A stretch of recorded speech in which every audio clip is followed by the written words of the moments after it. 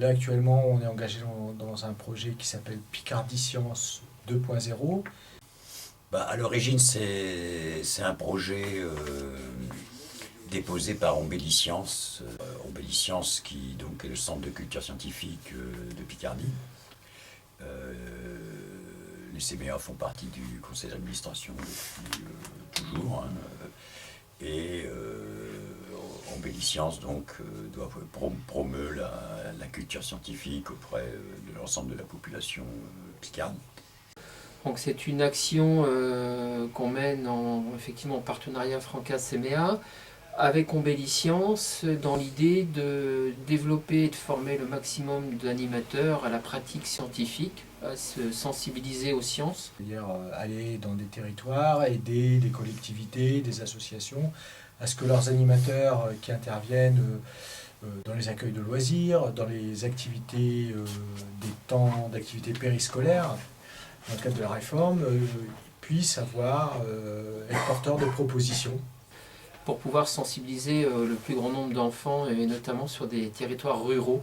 Parce que je pense que l'action est surtout là. Quand on voit l'équipement qu'il y a ici, on se dit que tous les villages n'auront pas la chance d'avoir ces équipements-là. Donc si on peut au moins faire réfléchir les animateurs sur l'approche scientifique, désacraliser cette idée des fois compliquée d'approcher les sciences, comme on en discutait ce matin en groupe, permettra à ce que nos jeunes picards aient peut-être envie d'aller vers les études techniques, le champ scientifique, et également de bidouiller tout simplement dans le cadre d'activités de centres de loisirs ou d'accueil TAP ou périscolaire.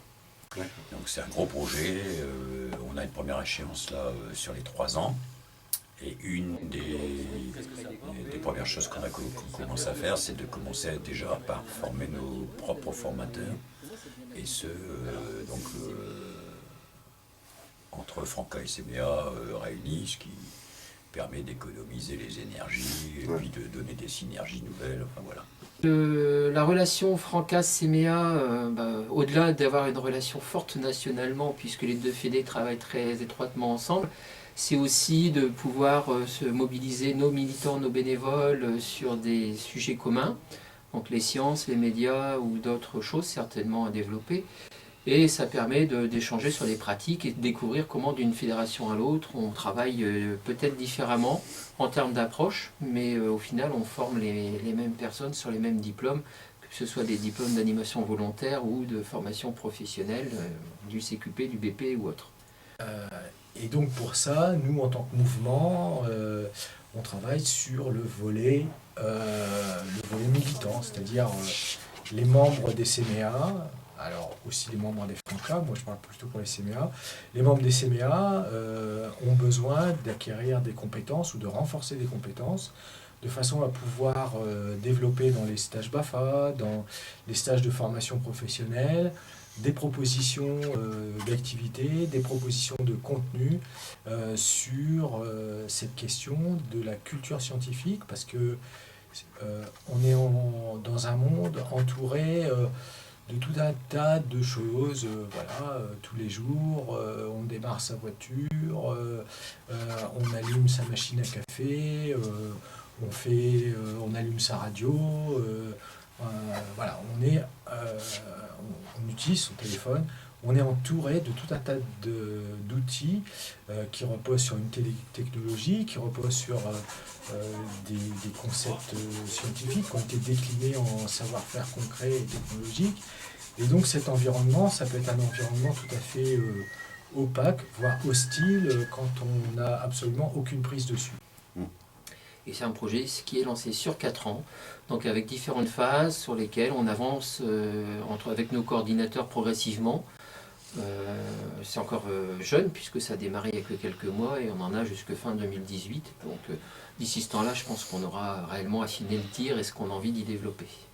Là, on est dans une deuxième phase où on commence à construire des outils, à réfléchir à des modules de formation, aussi bien des modules de formation pour les intervenants occasionnels, type BAFA, BFD, que les intervenants professionnels, notamment dans le cadre des temps d'activité périscolaire.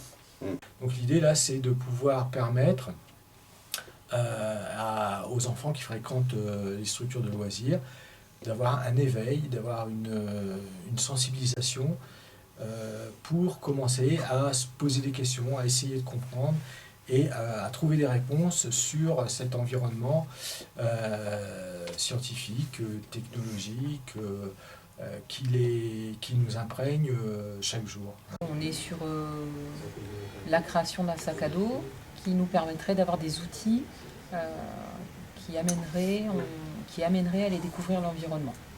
Voilà.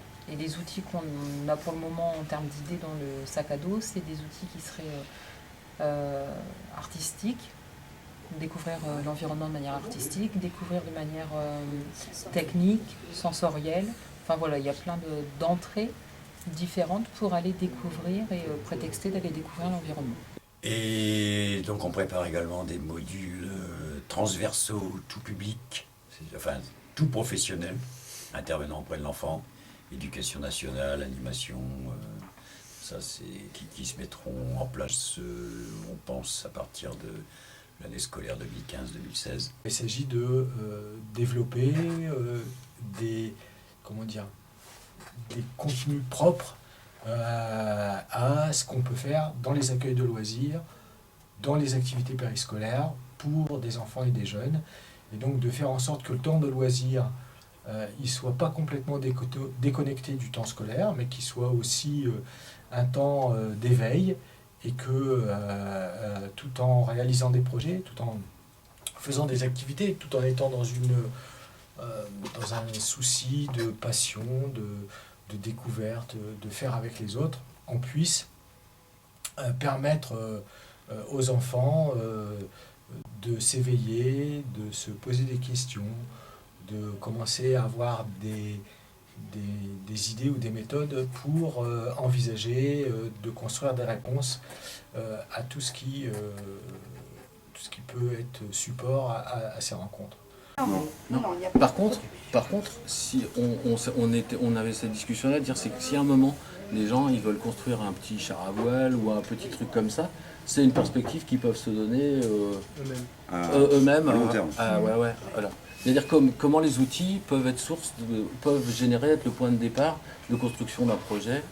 Mais nous, on est quand même dans un truc où on veut. Enfin, l'idée, c'est on est dans un environnement, on est en séjour dans un environnement particulier.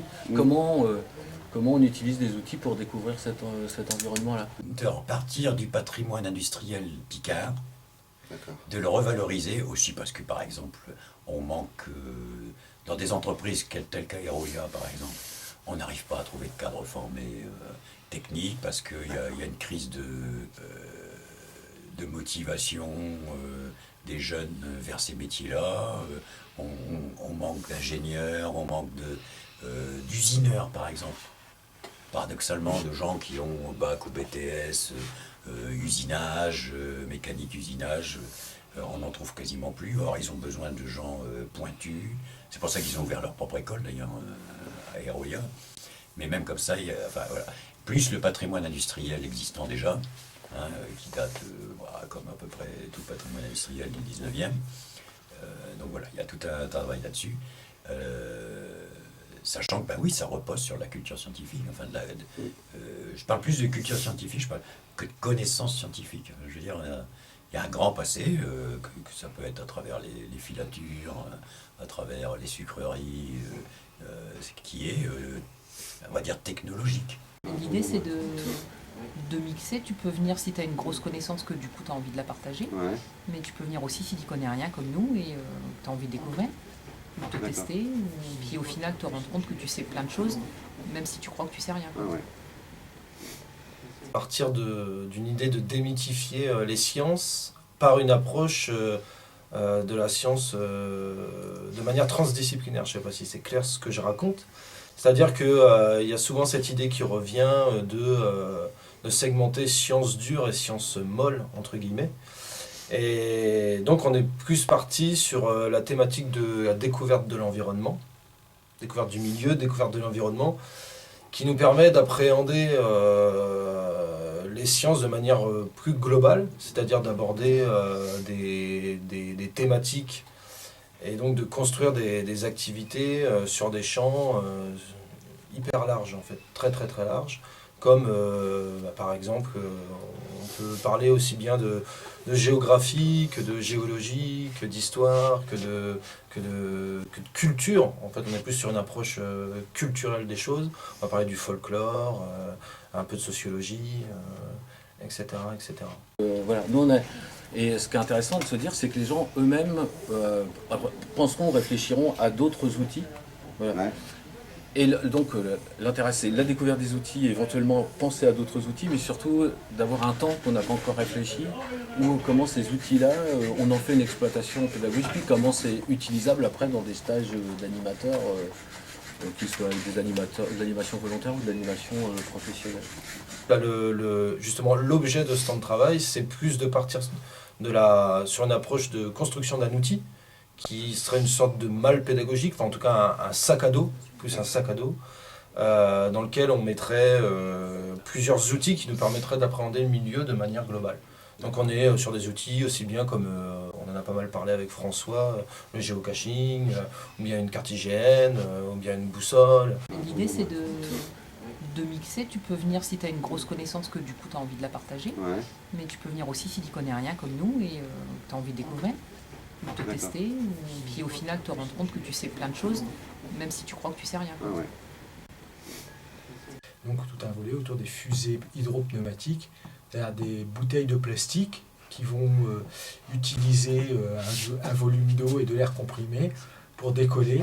Et donc comment on peut créer des outils pour permettre d'exercer cette activité et de pouvoir, avec les enfants, engager une démarche autour de cette question qui est, voilà, pourquoi ça vole, comment ça vole, pourquoi la tienne, elle vole plus haut que la mienne, pourquoi la tienne, elle a un vol rectiligne, puis que la mienne, elle a un vol en tournicoton, et d'essayer, à partir de là, de commencer à se dire, voilà, peut-être qu'il y a des raisons, peut-être que ces raisons, on va pouvoir les élucider en isolant des paramètres, en faisant des essais, en faisant des transformations, et tout ça dans un esprit tout à fait joyeux et ludique. Le fait de faire un cerf-volant, c'est une manière de s'approprier la plage, Ah ouais. ou d'amorcer certaines questions. C'est aussi de se dire... Donc il n'y a pas de dialectique, puisque voilà, c'est pas dialectique entre le fait de faire des choses ou de découvrir les choses, découvrir des techniques ou avoir des techniques de découverte, peu importe. Le principal, c'est d'être dans une démarche où on s'approprie un certain nombre de connaissances. J'aimerais que les sociologues, on soit pris pour des gens sérieux. Et puis nous, on n'a pas une porte ouverte disciplinaire. On est sur quelque chose qui est plus transversal. Donc on peut passer par connaître les pêcheurs, connaître le littoral, connaître des objets, les galets, comment on fait la falaise. Peu importe, les gens ils passeront par ce qu'ils ont envie de passer. Et ils partent de leurs envies et de leurs connaissances. Et non pas d'une démarche plus expérimentale et plus... Dans la méthodologie, serait plus codifiée. Nous, on parle de culture scientifique. Ok. Moi, ça m'a toujours froissé qu'on soit obligé de mettre le mot culture à côté de scientifique pour être sûr que c'est culturel. Quand on parle de théâtre, on ne dit pas culture théâtrale. Quand on parle de cinéma, on ne dit pas culture cinématographique. On dit cinéma, tout le monde sait que c'est de la culture. Et les sciences, on est obligé d'accoler le mot culture à côté pour être sûr que la science, c'est culturel. Or, c'est bien évidemment culturel. Moi, je me bats depuis longtemps pour qu'on n'ait plus besoin, dans l'esprit des gens, de parler de culture scientifique. On parle de science et on sait qu'on fait du culturel.